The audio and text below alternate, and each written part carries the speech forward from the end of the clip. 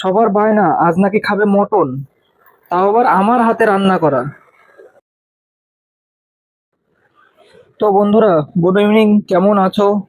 রাত করে বেরিয়ে পড়েছিলাম হাটে মাংস কেনার জন্য। ভেবেছিলাম হয়তো রাতে ভিড়টা কম হবে, কিন্তু না, রাতে তো দেখি আরো ভিড়, আর রাস্তা দিয়ে অনেক জ্যাম। তাই দেরি না করে ফটাফট হাটের ভিতরে গেলাম, আর গিয়েই দেখি কি নেই এই হাটে। জামা কাপড় থেকে শুরু করে মাছ মাংস ফল সবজি সবই আছে এই হাটে। আরো একটা স্পেশাল জিনিস আছে, যেখানে আমি ভুল করে পৌঁছে গিয়েছিলাম। আর এখানকার সবজিগুলো ছিল সুস্বাদু এবং টাটকা, তাই ভেবেছিলাম কিছু সবজি নিয়ে নেব, কিন্তু ব্যাগটা ছোট আনার কারণে কিছুই নিতে পারিনি। তোমরা তো জানোই যে আমি শুধু এখানে মাংসই নিতে এসেছিলাম।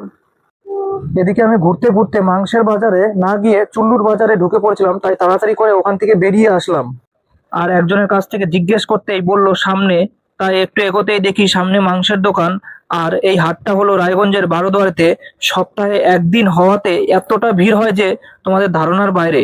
তোমরা তো দেখতেই পাচ্ছ কতটা ভিড়, দোকানদারদের সাথে কথাই বলা যাচ্ছে না। তাই দেরি না করে 1 কিলো মাংস নিয়ে ফটাফট ওখান থেকে বেরিয়ে আসলাম।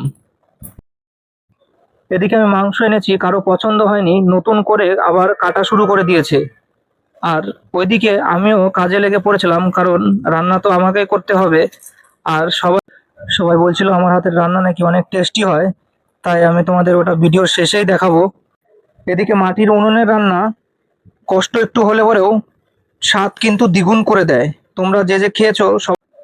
আর আমার সাথে হেল্প করছিল আমার এই প্রিয় মানুষ, আর ওকে ছাড়া হয়তো এটা সম্ভব হতো না।